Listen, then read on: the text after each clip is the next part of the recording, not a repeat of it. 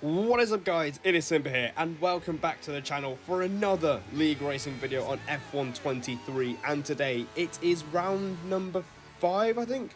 Yeah it is, round number 5 for the Spanish Grand Prix, but on screen is the ending of the last race in France, and as you can see it has not been a great race. We didn't do well in qualifying and yeah, we didn't score points in a race. Patrick Lega actually got us a point in that last round. The results are on screen, and we move into Spain needing a good result because simply finishing 17th and qualifying 17th is not good enough, and we need to do a lot better.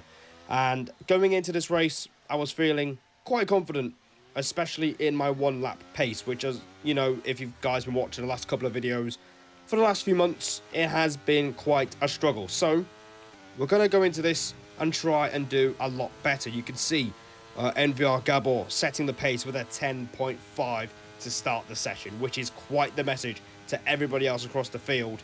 But here we go then, on our first lap of the day. Going in towards the first corner, spotting the 50, down to 4th gear, and going through turns 2 and then flat out through this right hander at turn 3. You want to stay tight to the right hand side, and I'll get to why in just a moment. But the first sector is pretty decent, a 21.4. We go 5th gear through turn 4, which doesn't really help. It gets us a bit of understeer, but we go into turn number 5, 3rd gear, making sure we get the car rotated early as you can on the power, and we make our way through the tricky turns 7 and 8. Brake on the curb, a little bit wide, missing the apex just a little bit, and riding the outside yellow curb on the exit of turn 8 there. Through turn 9, looked a bit scruffy, took a bit too much inside curb as we head into turn 10. Down to 4th gear, but unfortunately, we have a bit of a moment on the exit, and that's going to cost us quite a bit of time. And through turn 12, we missed the apex as well, so it's been quite a scruffy lap. Not the finest one, as we ride way too much curb on that corner there. Up to 7th gear through the final corner, and yeah, the banker lap is not great. 11.0, which I was doing at least a 10.8 or a 9 per banker lap, so we're pretty much on the back foot. And we're going to try again on the same set of tyres. We had enough fuel for 2 laps, and we're going to give it another go on the same set of tyres. DRS wide open as we head towards turn number 1.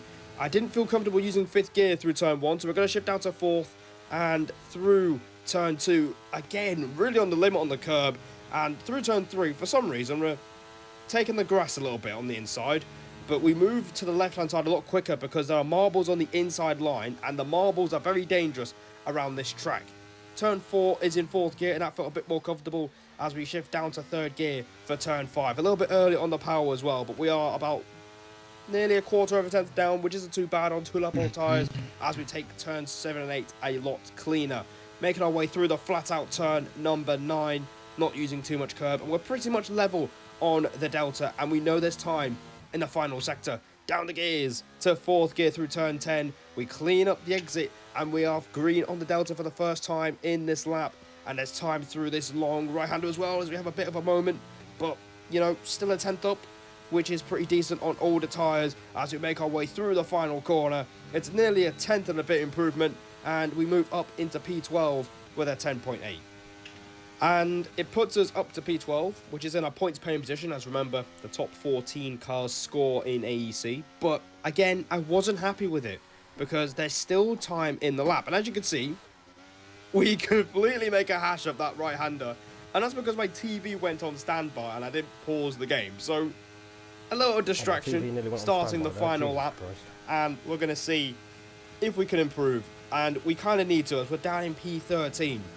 Going into turn 1, 4th gear, and through turn 2, unfortunately we lose the rear, and that is pretty much game over. You can see we're trying to finish the lap, but unfortunately we invalidate anyway, and we're going to go through the final corner.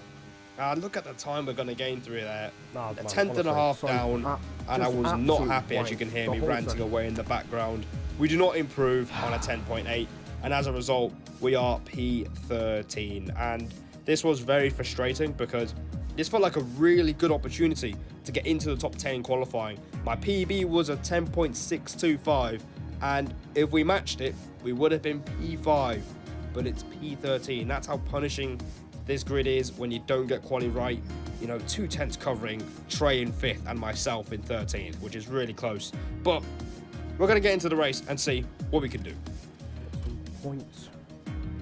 So, here we are then. Lining up for the start of the race. There's no formation lap. And we're going to dive straight into this. Onto the hards we go.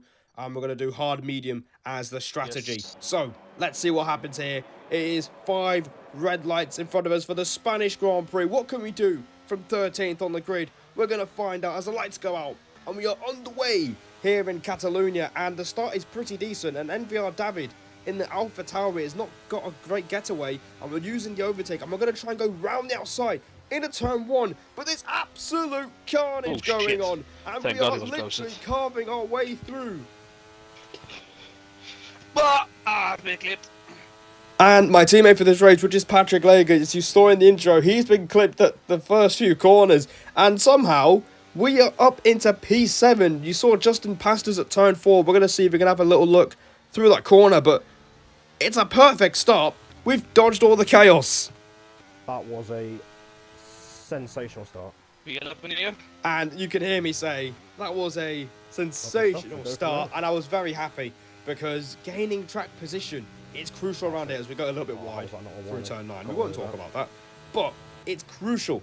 It was crucial for us to gain positions on the opening lap because it's hard to overtake around Spain as the main priority is staying in DRS range because if you use overtake around this track, you're not going to get it back because everyone is running high wings around this circuit. So, first lap in the books, we've gone from 13th to P7 in the space of 4 corners. Right, so, I'm pretty happy with it. Go from there. And now the main focus is to try and stay in the train and God, no see damage. who we can try and pick off in the latter half of this race because strategy is going to be very key. The undercut is pretty strong as well. But I will raise something. Elite Risks was in front of us. He qualified 10th on the grid and opted to go for the soft tyres.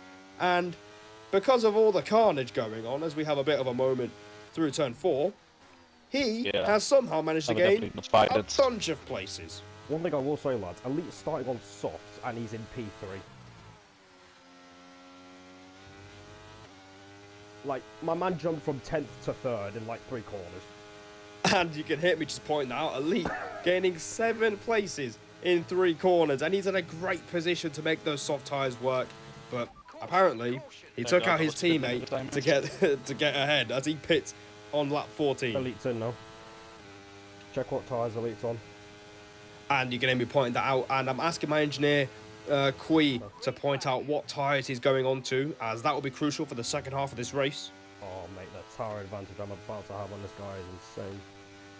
And at this point, Kui told me that he went on to the medium. So Elite clearly using the soft medium strategy to good effect as he's in really good track position. And you can hear me say that the tyre advantage I'm going to have over him is going to be quite ridiculous because we're planning to go a little bit longer as we skip to lap 17. So we'll have a 3-lap tyre advantage if we box on this lap. And you can see we're not doing great with battery. I made a mistake on the previous lap through turn 3 and that forced me to use the battery to stay within DRS. And speaking of boxing, that's exactly what we're going to do on the end of this lap. We're going to follow in the FRG driver of FRT Sam in the Mercedes because if we stayed out, we would have absolutely no DRS on the in-lap and we would lose a good 3-4 tenths down at least one of the DRS straight. So we're going to follow in Sam, we're going to stick behind him and we're going to put on a set of medium tyres towards the end of this Grand Prix. So this is where things are going to get very interesting because track position at this point is going to be everything. As you can see, FTF10 Trey has come out ahead of me and Sam. He also went for soft medium as the strategy and he actually dragged the softs for 16 laps. So he's made a really good, he's putting the right shift on those soft tyres. But for us, it's about pushing as much as we can on this out lap so we could be in the best position by the time everyone else makes a pit stop. So on to lap 19. A few cars are coming out of the pits and we're going to be using the remainder of the battery to try and get some crucial track position. You can see Trudy coming out of the pits. You can see we're trying to go round the outside of TTM Stonks. We just get squeezed out. But the main thing is we're ahead of the Alfa Romeo, but he has noticed we didn't get the best run out of turn 2. So he's going to try and leap on us here. He's going to try and pounce through turn 4. He wants to position back, but we pull up a beautiful switchback through turn 4. But going into turn 5, he wants to place back. He sends it up the inside. And he pushes his way through, and you can hear me not being too happy in the background, as we're going to let him go because the intention was not to fight him in the first place. But now, that's invited Justin into the party as well. So now, you can see we're trying to pass Dawid in the AlphaTauri again. He's yet to stop. Justin's trying to pass us too, as it's nearly 3 wide through turn 10. Dawid doesn't get the best of run. He's on older hard, so we need to pass him. Justin's up the inside. We're 3 wide right now, and Justin gets ahead. How does that happen then? Did everyone made a pit stop? Dawid is still out there, mate. Dawid has stayed out. I lost out to Justin because of that. Not ideal. And yeah, you can hear me in the background saying that, you know, I don't know how that's happened. We were literally ahead at 2D at turn 5, and all of a sudden we're behind him and Justin. And the frustrating bit is, it doesn't stop there. Because on lap 20, we're going to make a realization which basically has cost us this race. Thing is, like, where's Sam? Is he ahead of that Alfa Romeo?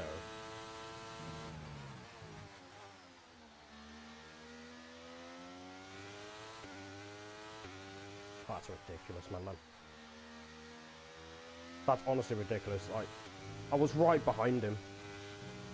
How have we lost out that much?